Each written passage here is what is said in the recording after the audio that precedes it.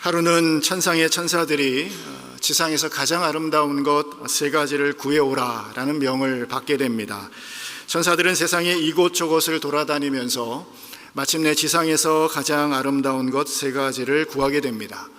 한 천사는 가장 아름다운 꽃을, 그리고 다른 천사는 아이의 가장 맑은 웃음을, 그리고 마지막 천사는 어머니의 사랑을 가지고 천상으로 돌아왔습니다. 그런데 그동안 시간이 참으로 많이 흘러버려 이미 아름다운 꽃은 다 시들어버렸고 아이의 맑은 웃음도 변해버렸습니다. 그러나 오직 어머니의 사랑만큼은 변하지 않고 그대로 남아있었다라는 이야기가 있습니다.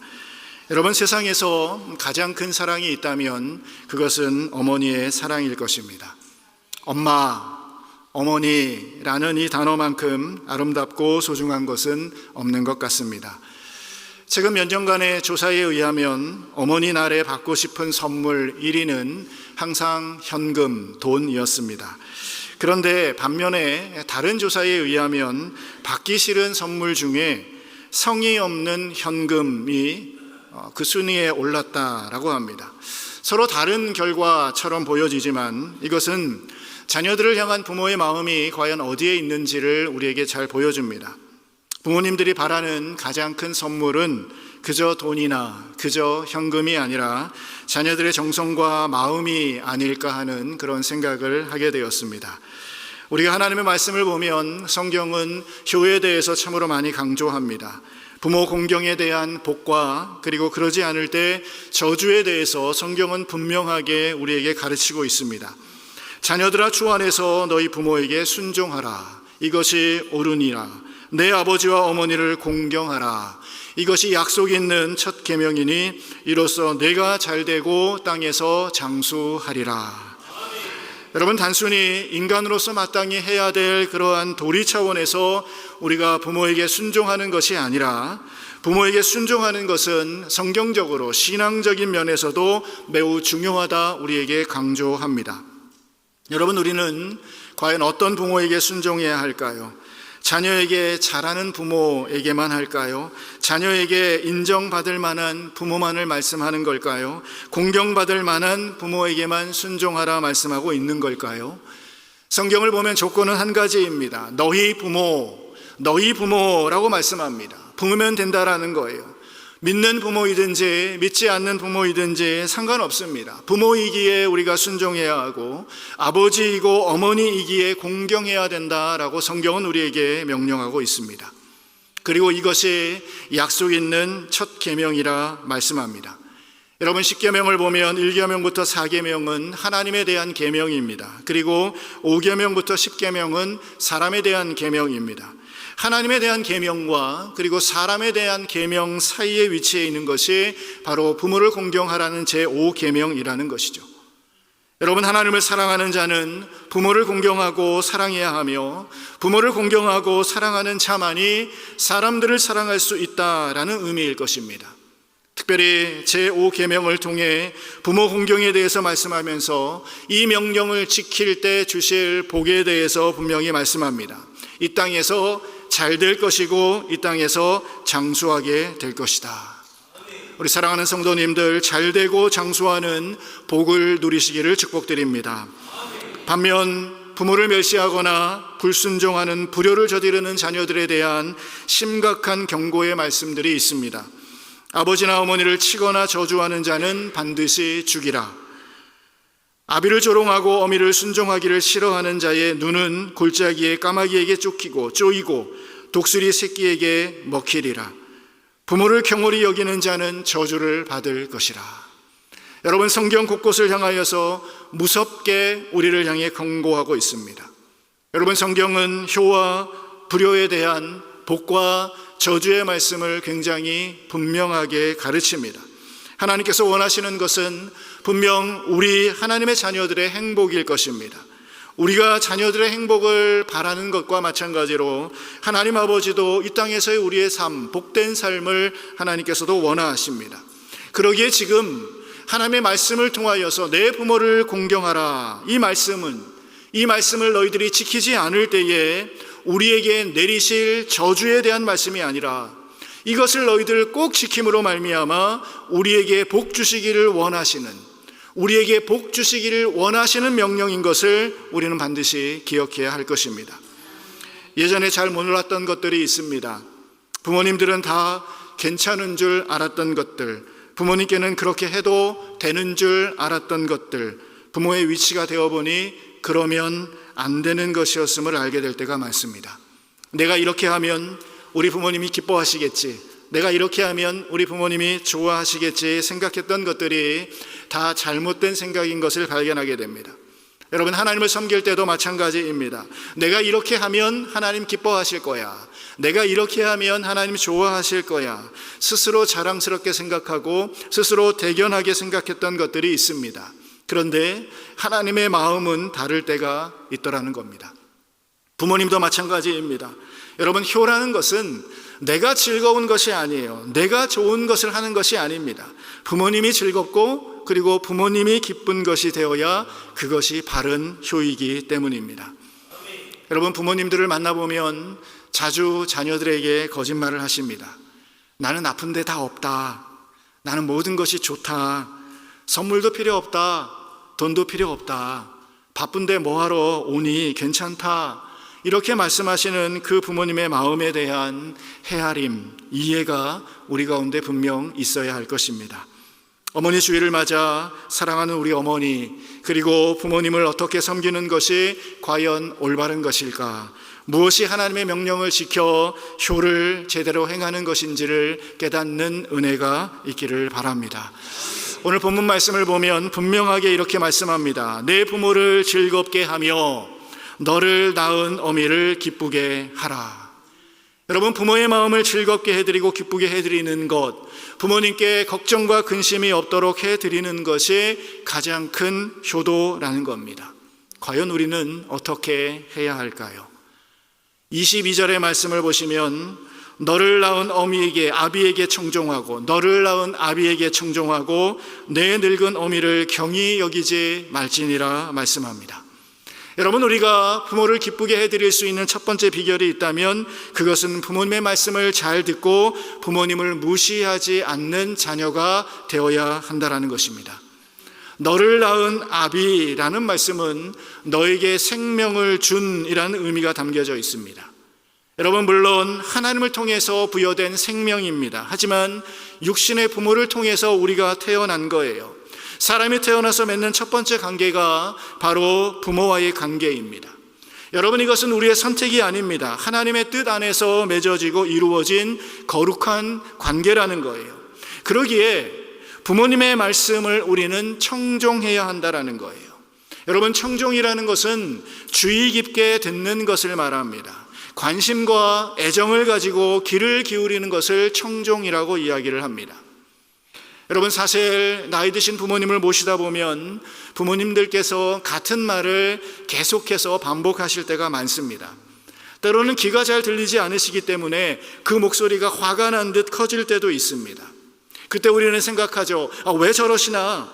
다 아는 얘기인데 왜 그렇게 또 이야기하시나? 라는 생각이 들 수도 있습니다. 그런데 그럼에도 불구하고 잘 들어드리는 것, 잘 귀를 기울여 들어드리는 청종이 바로 부모를 즐겁게 하는 것이다 말씀해 주는 겁니다. 여러분, 저도 부모가 되어보니 자녀들에게 같은 말을 계속해서 반복할 때가 참 많습니다. 자녀가 믿업지 못하기 때문이 아니라 자녀를 더 사랑하기 때문에 자주 같은 이야기를 하는 거예요. 부모 입장이 되면 그래도 이 자녀들이 부모의 이야기를 잘 들어주고 그리고 그 부모의 이야기에 빨리 잘 대답하는 자녀가 정말 고맙고 그리고 감사할 때가 참 많습니다. 여러분, 그런데 어느 순간 우리의 부모님들은 나약해집니다. 연약해져 갑니다. 분명 부모보다 내가 더 똑똑하죠. 내가 더 많은 것을 알아요. 그래서 나도 모르게 부모 앞에 큰 소리 칠 때가 있습니다. 다 아는 얘기라고 왜 자꾸 같은 얘기를 반복하냐고, 귀찮다고, 내가 더 잘 안다고. 우리는 이렇게 부모를 무시할 때가 있습니다. 그런데 오늘 말씀에 뭐라고 말씀합니까? 경히 여기지 말라 분명하게 말씀하고 있습니다. 부모를 모욕하지 말라, 부모를 무시하지 말라라는 말씀이에요. 경히 여기지 않는 것은 바로 순종하고 공경하는 것을 말하는 것입니다. 여러분, 순종이라는 것은 겸손히 자신을 낮추고 말씀을 듣는 것이 순종입니다. 그리고 공경이라는 것은 부모를 인정하고 가치 있게 바라봐 주는 것, 그것이 바로 공경입니다. 부모의 말씀을 청종하고 업신여기지 않는 것, 그것이 바로 부모에게 순종하고 공경하라라는 하나님의 명령을 지키며 살아가는 것입니다. 여러분, 마가복음 7장에 보면 유대인의 전통인 고르반에 대한 이야기를 합니다. 원래 고르반이라는 것은 헌물이라는 뜻입니다. 하나님께 드림을 가리키는 그런 말입니다. 하나님께 드림이 되면 다른 곳에 사용할 수가 없었습니다. 그런데 이 고르반을 악용하는 사례들이 생겨납니다. 사람이 아버지에게나 어머니에게나 말하기를 내가 드려 유익할 것이 고르반, 곧 하나님께 드림이 되었다 하기만 하면 그만이라. 여러분, 고르반을 이용해서 부모 공경의 의무를 회피했던 겁니다. 아직 하나님께 바치지도 않은 것을 고르반이라고 선언하기만 하면 그것은 이미 하나님께 드린 바 되었기 때문에 그것으로 부모를 섬기지 않아도 되었기 때문입니다. 여러분, 문제는 뭐냐면 고르반이라고 선언만 해놓고 하나님께 바치지도 않고 부모를 섬기지도 않았던 거예요. 여러분, 이것은 교묘한 전통으로 하나님과 부모를 속이는 기만하는 행위였습니다. 하나님과 부모를 업신여기는 것이었어요. 여러분, 오늘날도 마찬가지입니다. 우리가 믿는다라고 하면서 이와 똑같은 행위로 하나님과 우리의 부모를 기만하고 업신여길 때가 있다라는 겁니다. 신앙이라는 것을 핑계 삼아서 마땅히 우리가 부모에게 해야 될 일들을 하지 않기 때문입니다.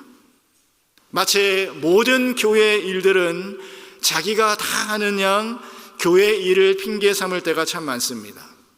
오늘 주일날 할 일이 많아요. 할 일이 많아서 오늘은 부모님 못 찾아뵐 것 같아요. 오늘 교회에 모임이 있는데 길어질 것 같아요. 너무 늦게 끝나서 부모님께 전화를 못 드릴 것 같아요. 여러분, 참 열심으로 교회를 섬기는 좋은 신앙 같아 보입니다. 그런데 우리의 실상은 어떻습니까? 오전에 그냥 예배 드리고 오후에 놀러 나갑니다. 그 모임은 30분, 1시간 안에 끝내버리고 자기 할 일 다 보는 것이 우리의 모습입니다.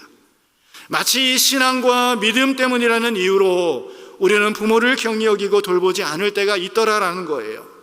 하나님께 드림이 되었다라고 하기만 하면 그만이라, 이 말씀처럼 하나님과 그리고 교회를 핑계 삼아 우리의 부모를 우리가 경히 여기지는 않았는지를 반드시 돌아보아야 할 것입니다. 경제적으로, 때로는 시간적으로 도움과 돌봄이 필요한 부모님들께 시간의 고르반, 그리고 때로는 재정의 고르반을 선언하며 부모를 돌보지 않고 또한 하나님을 섬기지 않았던 현대판 고르반이 우리에게는 없었는지 반드시 살펴야 할 것입니다. 부모님의 말에 귀를 기울여 잘 듣고 그리고 어머니께 순종하고 공경하는, 그래서 부모님을 기쁘게 하는 자녀들 되시기를 주님의 이름으로 축복합니다. 둘째로 23절과 24절의 말씀을 보면 진리를 사되 팔지는 말며 지혜와 훈계와 명철도 그리할지니라. 의인의 아비는 크게 즐거울 것이요 지혜로운 자식을 낳은 자는 그로 말미암아 즐거울 것이라. 여러분, 부모님을 기쁘게 해드리는 두 번째 비결이 있다면 그것은 의롭고 지혜로운 자녀, 하나님을 경외하는 자녀들이 되는 것입니다. 본문에 진리를 사되 팔지 말라 말씀하신 그 진리는 바로 하나님의 말씀을 말씀하고 있습니다. 부모의 기쁨과 즐거움은요, 우리가 세상을 살아가면서 진리 안에 거하는 것이라는 거예요.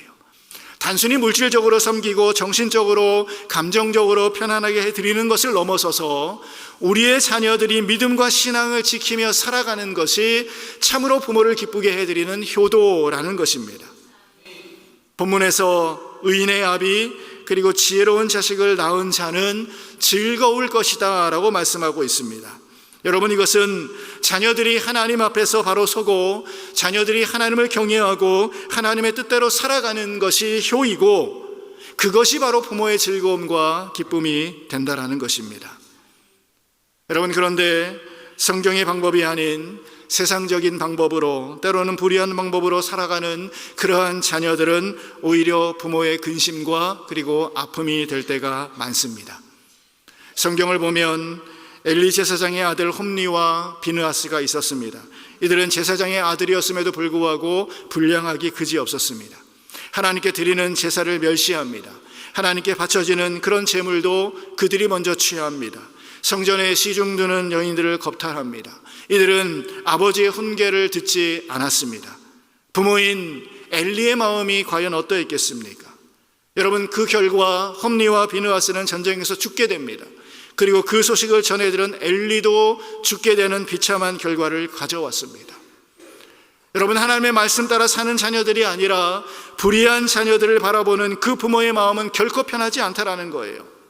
그러나 하나님 앞에서 선과 의를 행하는 자녀는 반드시 그 부모의 즐거움과 기쁨이 된다라는 사실을 기억하시기를 바랍니다.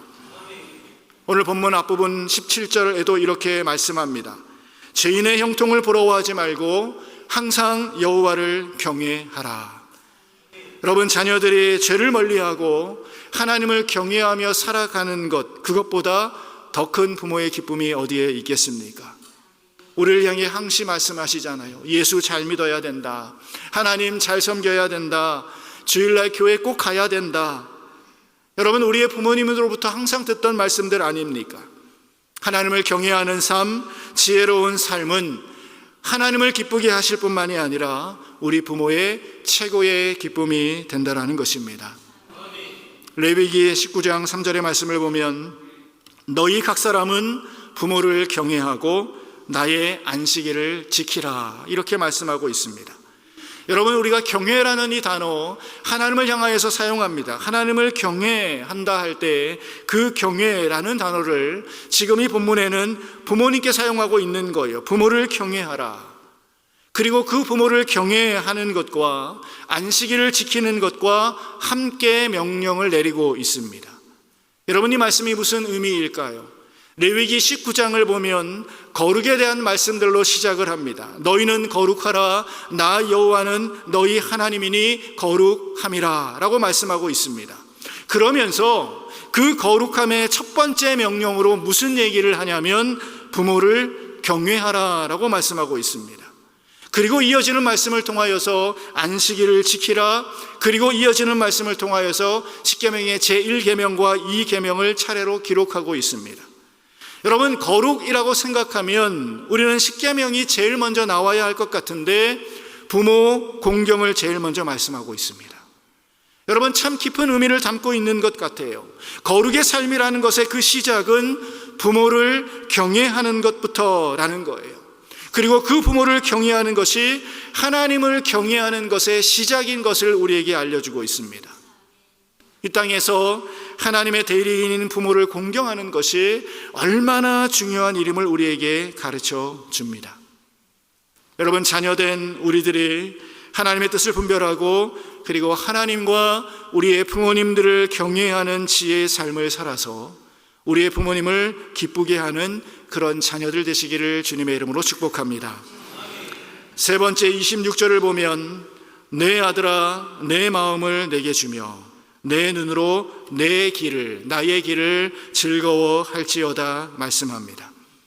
여러분, 부모를 기쁘게 할 수 있는 세 번째 길은 바로 자녀로서 부모가 걸어가신 그 길을 즐거워하는 것입니다. 여러분, 우리는 TV나 드라마를 보면 종종 부모를 향해 몹쓸 말들을 쏟아내는 자녀들을 보게 됩니다.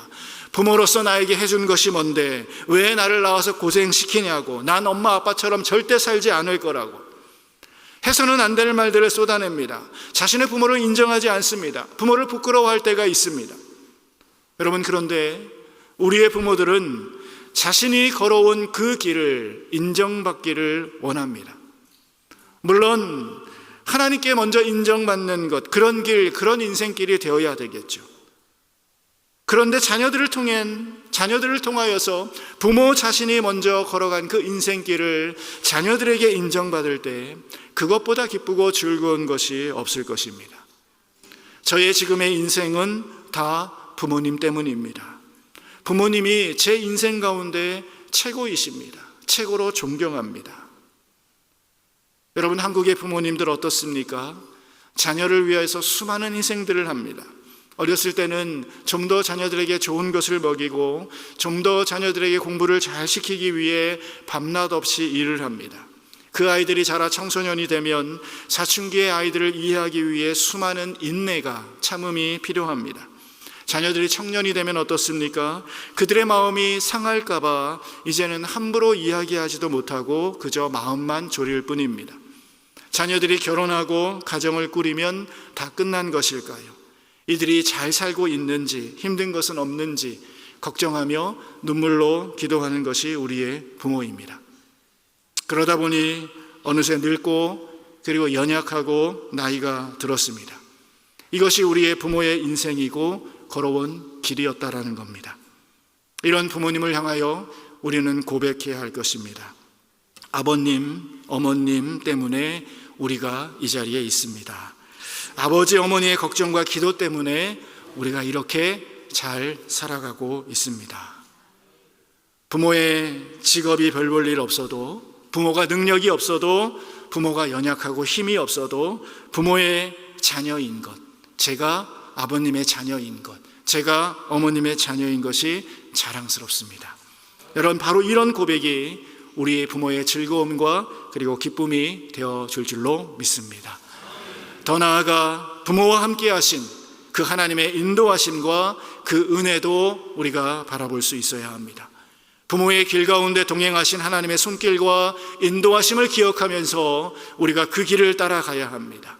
자신이 걸어온 그 믿음의 길을 자녀들이 잘 따라올 수 있도록 부모는 더욱 애써야 하는 거예요. 부모로서 하나님의 말씀과 그리고 하나님의 명령 앞에 순종하며 의로운 삶을 보여야 하는 거예요. 그래야만 우리의 자녀들이 우리의 길을 보고 또 우리의 길을 따라갈 수 있는 것입니다. 여러분, 우리는 자녀이자 부모입니다. 효자 밑에 효자 난다라는 말처럼 내가 먼저 부모께 효도하지 않으면서 나의 자녀들이 나에게 효도하기를 기대할 수 없습니다. 내가 먼저 부모의 길을 즐거워할 때에 나의 자녀도 나의 길을 기억할 것입니다. 내가 먼저 하나님 아버지를 잘 섬기며 그 하나님을 사랑할 때에 나의 자녀들도 동일한 하나님 아버지를 사랑하고 섬기게 될 줄로 믿습니다. 심순덕 시인의 시 일부를 소개하고 말씀을 맺겠습니다. 엄마는 그래도 되는 줄 알았습니다. 하루 종일 밭에서 죽어라 힘들게 일해도 엄마는 그래도 되는 줄 알았습니다. 찬밥 한 덩이로 대충 부뚜막에 앉아 점심을 때워도 엄마는 그래도 되는 줄 알았습니다. 한겨울 냇물에 맨손으로 빨래를 방망이질해도 엄마는 그래도 되는 줄 알았습니다. 배부르다 생각 없다 식구들 다 먹이고 굶어도 엄마는 그래도 되는 줄 알았습니다. 손톱이 깎을 수조차 없이 닳고 문드러져도 엄마는 그래도 되는 줄 알았습니다. 아버지가 화를 내고 자식들이 속썩여도 전혀 끄떡없는 엄마는 그래도 되는 줄 알았습니다. 외할머니 보고 싶다, 외할머니 보고 싶다. 그것이 그냥 넋두리인 줄만. 한밤중 자다 깨어 방구석에 앉아 한없이 소리 죽여 울던 그 엄마를 본 후론 엄마는 그러면 안 되는 것이었습니다. 여러분, 살아계신 어머니 그리고 돌아가신 어머니를 생각나게 하는 시입니다. 엄마는 그러면 안 되는 것이었음을 우리는 너무 늦게 깨달을 때가 참 많습니다. 우리 사랑하는 성도님들, 부모님을 즐겁게 하라, 부모님을 기쁘게 하라, 하나님의 이 명령을 우리의 마음 깊게 새기고 오늘 이 말씀을 지키며 살아가는 주의 복된 성도들 되시기를 주님의 이름으로 축원합니다.